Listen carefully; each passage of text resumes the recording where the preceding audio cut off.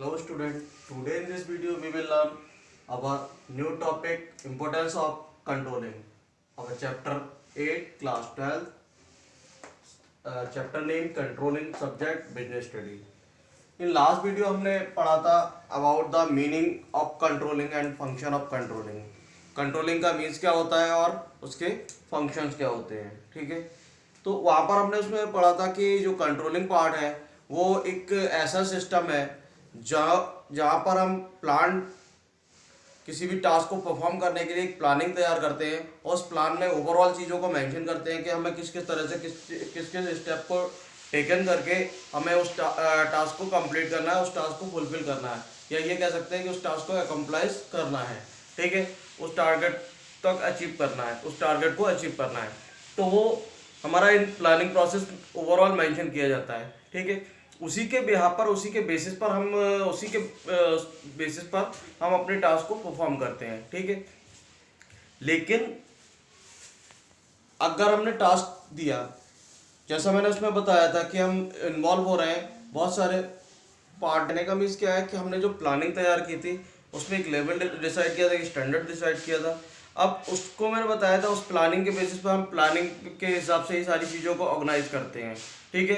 जब हम ऑर्गेनाइजिंग कर लेते हैं उसके बाद में हम उसमें उसी के अकॉर्डिंग स्टाफ अपॉइंट करते हैं, उसी के अकॉर्डिंग जो नंबर ऑफ पर्सन जितने रिक्वायर्ड होते हैं उतना हम स्टाफिंग प्रोसेस के थ्रू उसमें नंबर ऑफ पर्सन अपॉइंट कर लेते हैं, ठीक है। उसके बाद हम उसको डायरेक्शन प्रोवाइड कराते हैं, जो भी हमारे एम्प्लॉयज़ और वर्कर्स हैं उनको हम डायरेक्शन प्रोवाइड कराते हैं, ठीक है।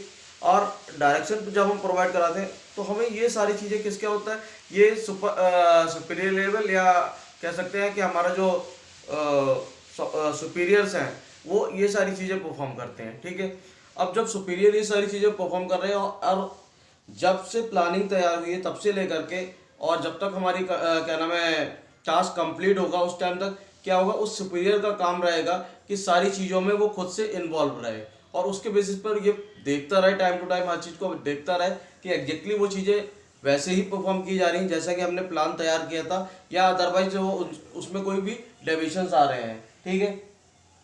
अगर कोई भी चीज़ वैसे ही परफॉर्म की जा रही है तो उसमें कोई भी प्रॉब्लम नहीं आएगी। बट अगर कोई भी चीज़ डिफरेंशियल हो रही है, उसमें डिफरेंस आ रहे हैं, तो उस कंडीशन में क्या होगा, उन डेविएशंस को फाइंड आउट किया जाएगा और उसको कंप्लीट किया जाएगा। तो उसके लिए क्या करना पड़ेगा, उस सुपीरियर को, जो भी सुपीरियर पर्सन है वो उन सारी चीज़ों को वॉच आउट करेगा, ठीक है। तो उसका इन्वॉल्वमेंट कंटिन्यूसली बना रहेगा। इसलिए हम इसको, जो हमारा कंट्रोलिंग प्रोसेस होता है वो कंट्रोलिंग हमारा ऑल परवेसिव होता है, हर जगह कंट्रोलिंग पार्ट यूज होता है। वो हमारा नेवर एंडिंग प्रोसेस होता है, ये गोल ओरिएंटेड प्रोसेस भी होता है, ठीक है।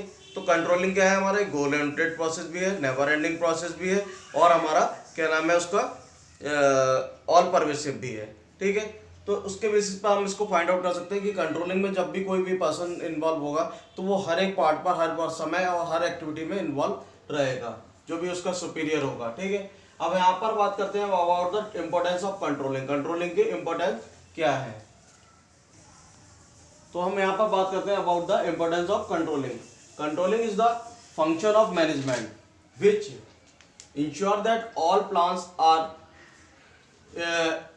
Effectively implemented. कहने का मीन्स क्या है कि कंट्रोलिंग जो है वो एक मैनेजमेंट फंक्शन है जो ये इंश्योर करता है, ये क्लियर करता है कि जितनी भी एक्टिविटीज परफॉर्म की जा रही हैं, जो भी चीज़ें हमने प्लान की थी वो एग्जैक्टली वैसे ही परफॉर्म की जा रही हैं, उन सारी चीज़ों पे वैसे ही इम्प्लीमेंट हो रहा है जैसा कि हमने प्लान किया था, ठीक है। All plans are effectively implemented. जितने भी प्लान्स थे वो हमारे सारे इफेक्टिवली इम्प्लीमेंट हुए हैं, ठीक है।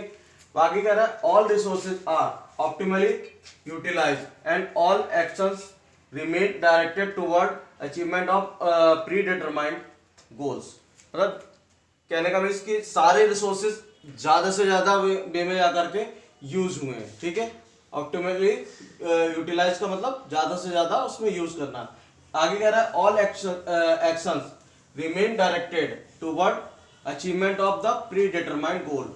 जितने भी एक्शंस हुए वो ओवरऑल एक्शंस को डायरेक्टेड किया है टुवर्ड किसके लिए, for the achievement of goals, जो कि हमने पहले से डिसाइड कर रखा है।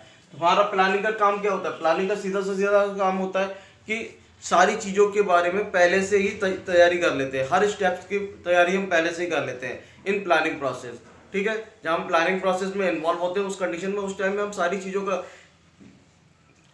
From the beginning till to the and overall चीज़ों को हम माइंड में सेट कर लेते हैं, ओवरऑल चीज़ों का हम एक प्लान तैयार कर लेते हैं कि कहाँ से हमारी चीज़ें स्टार्ट होंगी और कहाँ पर जाकर के उसका एंड होगा, जो कि हमारा टारगेट को अचीव कराता है। ठीक है, तो ये सारी चीज़ें हो जाती हैं। आई कह रहा therefore it can rightly be said that the controlling is an individual in it can rightly be said that the controlling is indispensable function of management, and in the absence of effective controlling best of plans may fail। मतलब कि अगर हम ये कहें तो ये ठीक होगा कि जो हमारा कंट्रोलिंग पार्ट है वो एक तरह से ऐसा पार्ट है कि चीज़ों को एक सिस्टम में लेकर के आता है, हर चीज़ को डिसिप्लिन में लेकर के आएगा। और अगर वहाँ पर कंट्रोलिंग प्रोसेस नहीं है तो कितना भी अच्छा हम प्लान तैयार कर लें, कोई भी बढ़िया से बढ़िया प्लान तैयार कर लें, अगर हम उसमें कंट्रोलिंग प्रोसेस में इन्वॉल्व नहीं होते हैं, कंट्रोलिंग पार्ट में इन्वॉल्व नहीं होते हैं, तो उस कंडीशन में अच्छे से अच्छा प्लान फेल हो जाएगा। ठीक है, आगे कह रहा है and effective controlling system helps an organization in following ways. तो जो हमारे कुछ वो है जिनके बेसिस पे हम अपने कंट्रोलिंग सिस्टम को फॉलो कर सकते हैं, जैसे अकम्प्लिशमेंट ऑफ ऑर्गेनाइजेशनल गोल्स। जो कंट्रोलिंग का पार्ट होता है वो क्या होता है कि टारगेट को, हमारे ऑर्गेनाइजेशन गोल्स को अचीवमेंट करना, उसको अचीव करना रहता है। ठीक है, इसमें कह रहा है controlling measures the progress of all the activities and ensure that each activity is directed toward achievement of organizational goals। कहने का मीन्स क्या है कि कंट्रोलिंग का सीधा सीधा सा फोकस रहता है, कंट्रोलिंग का सीधा सीधा सा मेन टारगेट रहता है कि वो जो भी चीजें हो रही हैं इन एन ऑर्गेनाइजेशन, एक ऑर्गेनाइजेशन के अंदर, तो उसकी प्रोग्रेस क्या है, किस तरह से वो वर्क कर रहा है, जितनी भी एक्टिविटीज परफॉर्म की जा रही हैं for the achievement of organizational goals, वो एग्जैक्टली वैसे ही हो रही हैं या नहीं हो रही हैं। ठीक है, और ये भी रहता है इसका कि active activities and ensure that each activity is directed toward achievement of goals. अब जितनी भी उसमें एक्टिविटीज परफॉर्म की जा रही हैं उनको उसी वे में डायरेक्शन प्रोवाइड किया जा रहा है जिस वे में उसको रिक्वायर्ड है। तो यहाँ पर क्या है कि ये अब मेन मोटो क्या है हमारा, अचीवमेंट ऑफ ऑर्गेनाइजेशनल गोल्स। हर पार्ट में यहाँ पर हमारा कंट्रोलिंग पार्ट मेन मोटो रहेगा, सीधा सीधा सा हमारा जो गोल है, हमारा जो टारगेट है, उस टारगेट को हम प्रॉपरली, इफेक्टिवली और इफिशिएंटली अचीव कर रहे हैं या नहीं कर रहे हैं। तो यहाँ पर अकम्प्लिशमेंट ऑफ ऑर्गेनाइजेशनल गोल्स का मीन्स यहाँ पर क्या है कि हम सीधे सीधे से अपने गोल को टारगेट कर रहे हैं और वो हमारा गोल इफेक्टिवली और इफिशिएंटली अचीव हो रहा है या नहीं हो रहा है। नेक्स्ट पॉइंट आता है हमारा judging accuracy of standards. Judging accuracy of standard का मीन्स यहाँ पर कि हमने एक at the time of planning हमने एक उसका स्टैंडर्ड, उसका लेवल भी डिसाइड किया होगा कि इस स्टैंडर्ड पर, इस लेवल पर गुड्स को या जो भी चीज़ें हैं वो परफॉर्म की जाएंगी। जो वर्क परफॉर्म किया जाएगा उस वर्क का परफॉर्मेंस भी, अपने परफॉर्मेंस के लिए भी एक लेवल डिसाइड किया होगा। ठीक है, वो लेवल एग्जैक्टली अब लोग वर्क उसी तरह से परफॉर्म कर रहे हैं या नहीं कर रहे हैं, तो ये एक जजिंग एक्यूरेसी ऑफ स्टैंडर्ड, एक उसका स्टैंडर्ड भी जजिंग करते हैं। ठीक है, क्यों? क्योंकि हम कंपेयर कर रहे हैं किसको, प्लानिंग विद द परफॉर्मेंस। जो भी राइटली परफॉर्म किया जा रहा है उसको हम उससे, जो हमने पहले से प्लान करके रखा हुआ है, एक स्टैंडर्ड, एक लेवल डिसाइड करके रखा हुआ है, उस लेवल से हम उसको कंपेयर कर रहे हैं। तो वो एग्जैक्टली वैसा ही परफॉर्म कर रहा है वर्कर, एम्प्लॉय, या नहीं कर रहा है जैसा कि हमने इन प्लानिंग डिसाइड किया था या इन प्लानिंग सेट किया था कि इस तरह से वर्कर्स से हम परफॉर्मेंस लेंगे। ठीक है, तो ये कहीं ना कहीं उसकी एक्यूरेसी को भी फाइंड आउट करता है। उसमें कह रहा है एक good controlling reviews and verifies the accuracy and objectives of standard set at the time the planning stage। जब हम प्लानिंग स्टेज पर हमने उन सारी चीज़ों को सेट किया था, उस टाइम में हमने उसको मैनेज किया था, तो ये उन सारी चीज़ों को, उसकी एक्यूरेसी को भी फाइंड आउट करता है कि एग्जैक्टली हमने जैसा प्लान तैयार किया था वैसे ही लोगों ने परफॉर्मेंस दी है या नहीं दी है, उसकी एक्यूरेसी को एग्जैक्टली वैसे ही परफॉर्म किया गया है या नहीं किया गया है। ठीक है, नेक्स्ट पॉइंट आता है, थर्ड पॉइंट हमारा, making efficient use of resources. अब making efficient use of resources का मतलब वहां पर हमने जो भी चीजें यूज की हैं for the as a resources for complies the क्या नाम है टारगेट, जो भी हमारा ऑर्गेनाइजेशनल गोल्स है उस ऑर्गेनाइजेशनल गोल्स को अचीवमेंट करने के लिए जो भी रिसोर्सेज यूज किए हैं। अब रिसोर्सेज में हमारा क्या हो सकता है, मटेरियल पावर हो सकती है, मशीनरीज हो सकती है, मैन पावर हो सकती है। जो मैन पावर होती है वो हमारी बेसिकली सबसे ज्यादा इंपॉर्टेंट चीज होती है एक टारगेट को, एक ऑर्गेनाइजेशन में उस टारगेट को अचीव करने के लिए, वर्क को परफॉर्म करने के लिए।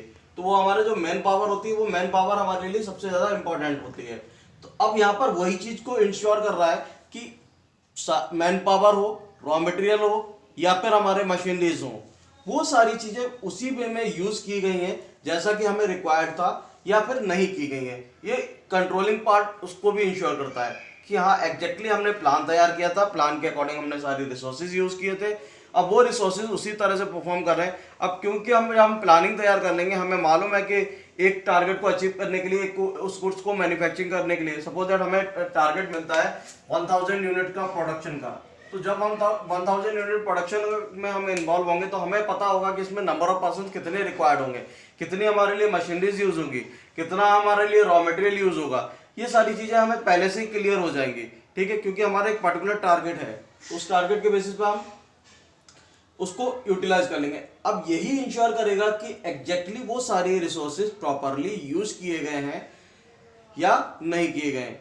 अब ये किस बेसिस पे क्लियर होगा, जब हमने पहले से प्लान तैयार किया, उस प्लान से प्रेजेंट टाइम की परफॉर्मेंस को कंपेयर कर रहे होंगे या चीजों को कंपेयर कर रहे होंगे कि हमने number of person find out किए थे कि 1000 यूनिट्स को प्रोडक्शन के लिए हमें 10 लोगों की रिक्वायरमेंट होगी, 10 लोग यूज कर रहे हैं, वर्क कर रहे हैं या नहीं कर रहे हैं। तो उससे क्या होता है, कहीं ना कहीं controlling ensure efficient utilization of resources and reducing the scope of wastage and spoiling less.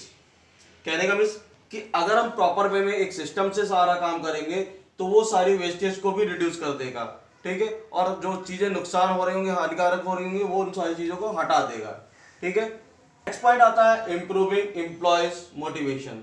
Improving employees motivation means यहाँ पर क्या कह रहा है, controlling helps employees to achieve the predetermined standards and motivates to achieve their potential। जब हम controlling part में involve होते हैं, कंट्रोलिंग जैसा मैंने बताया कि हमने उसके लिए पहले से प्लानिंग तैयार कर रखी है, उसके लिए एक स्टैंडर्ड डिसाइड करके रखा हुआ है। अब जो हमारा सुपीरियर होता है वो हमारा overall from the beginning a target till to the end of the target या till to the achievement of the target वो प्रॉपरली इन्वॉल्व रहता है, ठीक है। जब वो प्रॉपरली इन्वॉल्व रहेगा तो वो ये भी देखेगा कि एम्प्लॉयज वैसे ही परफॉर्म कर रहे हैं या नहीं कर रहे हैं। अगर नहीं कर रहे हैं या कोई प्रॉब्लम आ रही है तो उनकी प्रॉब्लम्स को सॉर्ट आउट करने के लिए उनको टाइम टू टाइम मोटिवेट करेगा, उनको बताएगा, तरीके बताएगा किस तरह से टास्क को परफॉर्म करना है, जिसके बेसिस पर जो वर्कर्स हैं, एम्प्लॉयज हैं, वो कहीं ना कहीं मोटिवेट हो रहे होंगे और मोटिवेशन के बेसिस पर अपने पावर को, अपनी ताकत को, अपने पोटेंशियल को ज्यादा से ज्यादा यूज कर रहे होंगे, किसके लिए, for the achievement of the target, ठीक है। नेक्स्ट पॉइंट आता है इंश्योरिंग ऑर्डर एंड डिसिप्लिन। जब हम कंट्रोलिंग पार्ट में यूज होते हैं तो वो कहीं ना कहीं हमारे ऑर्डर और डिसिप्लिन को भी इंश्योर करता है। Controlling ensure that to understandable controlling ensure that no undesirable activities take place in organization and there is an atmosphere of order and discipline। कहने का मीन्स क्या है कि कंट्रोलिंग ये क्लियर करता है कि कोई भी वो सारी चीजें नहीं परफॉर्म की जा रही हैं एक ऑर्गेनाइजेशन के अंदर जो कि हमें जरूरत नहीं है। जैसे हम फॉर्मल और इनफॉर्मल में इन्वॉल्व होते हैं, जब हम फॉर्मल में इन्वॉल्व होते हैं तो रूल्स एंड रेगुलेशंस को फॉलो करते हैं, तो कंट्रोलिंग अगर रहेगी तो वहां पर फॉर्मल ऑर्गेनाइजेशन हमारा वर्क करेगा, लेकिन अगर कंट्रोलिंग नहीं होगी तो इनफॉर्मल ऑर्गेनाइजेशन वर्क करेगा। लोग डिसिप्लिन में नहीं रहेंगे, रूल्स एंड रेगुलेशंस को कंडम करेंगे, जिसका जहां मर्जी आएगी, जैसे मर्जी आएगी वैसे वो काम करेगा, ठीक है। तो उस कहीं ना कहीं ये भी इंश्योर कर देता है कि यहाँ पर डिसिप्लिन और ऑर्डर्स को फॉलो किया जा रहा है, ठीक है। नेक्स्ट पॉइंट आता है हमारा फैसिलिटेटिंग कोऑर्डिनेशन इन एक्शंस।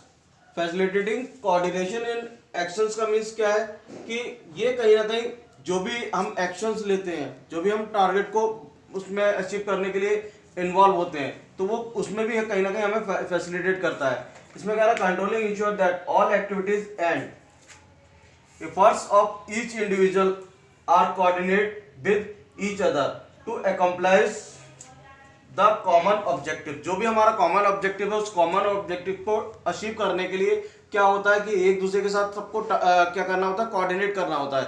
अपनी चीज़ों को कोऑर्डिनेशन के बेसिस पर उस टारगेट को अचीव कर सकते हैं। ठीक है, तो ये कहीं ना कहीं हमारा उसको भी इंश्योर करता है।